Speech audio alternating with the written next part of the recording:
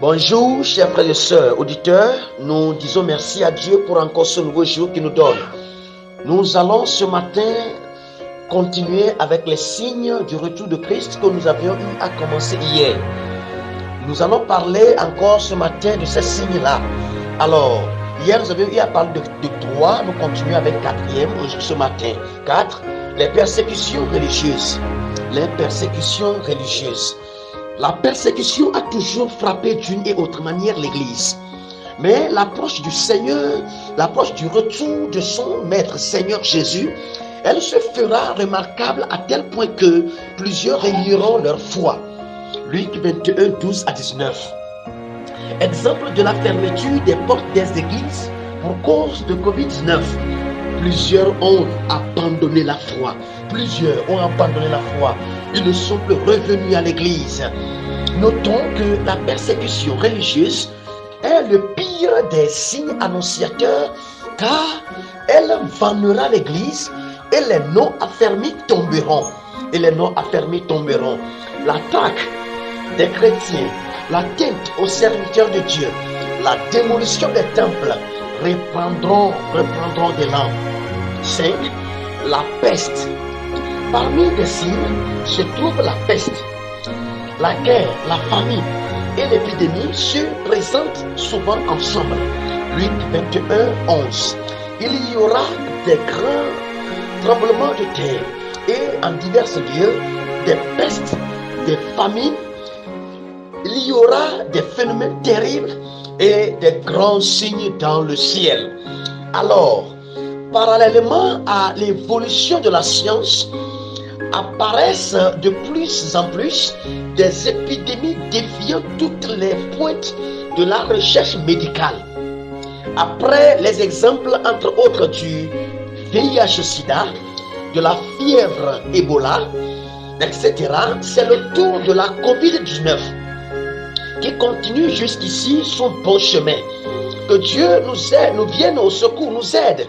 Ce sont des catégories de fléaux et de défis pour l'humanité.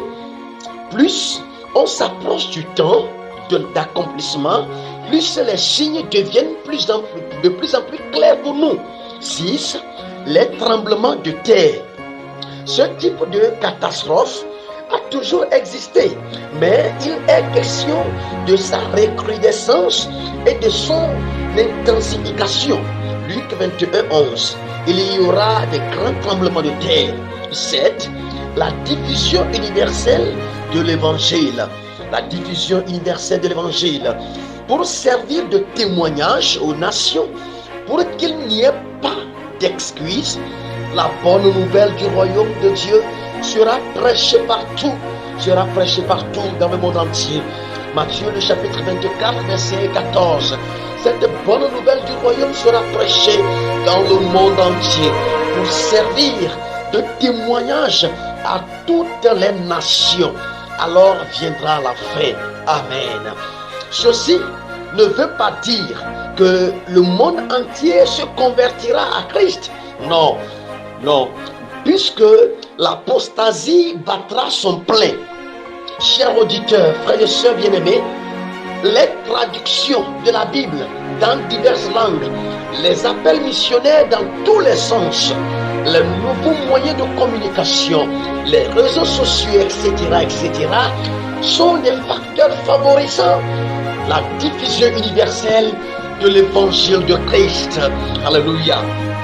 8. Israël et la Palestine. Les événements de la Palestine par rapport à Israël servent d'horloge à la fin des temps. Matthieu 24, 15. C'est pourquoi, lorsque vous verrez l'abomination de la désolation dont a parlé le prophète Daniel, établi en lieu saint, que celui qui lit fasse attention. Le verset 16. Alors que ceux qui seront en Judée fuient dans les montagnes. Plusieurs prophéties s'étalent sur les épisodes à venir en Palestine. Il nous faut du discernement pour les lire. 9. Les phénomènes dans le ciel. Au signe des temps mentionnés se figurent les phénomènes dans le ciel. Si nous lisons Matthieu 24, 29 à 30, Luc 21, 25 à 26. Alors que Dieu nous aide afin de pouvoir discerner les temps et toujours nous préparer en conséquence pour le retour de notre Seigneur Sauveur Jésus-Christ. Prions. Notre Père, merci encore ce matin de nous rappeler, continue de nous rappeler ces signes qui annoncent ton retour imminent. Oui, ces signes sont déjà sous nos yeux. Nous les voyons déjà et ils continuent. Fais-nous grâce afin de prendre conscience et de nous préparer en conséquence. Être prêt pour ton retour, nous préparer pour ton retour, Seigneur, pour l'enlèvement de l'Église. Fais-nous grâce, éternel Dieu, fais-nous grâce, Saint d'Israël, au nom de Jésus-Christ de Nazareth. Amen. Chers frères et sœurs auditeurs, que Dieu vous bénisse, passez une très excellente journée et nous continuons demain.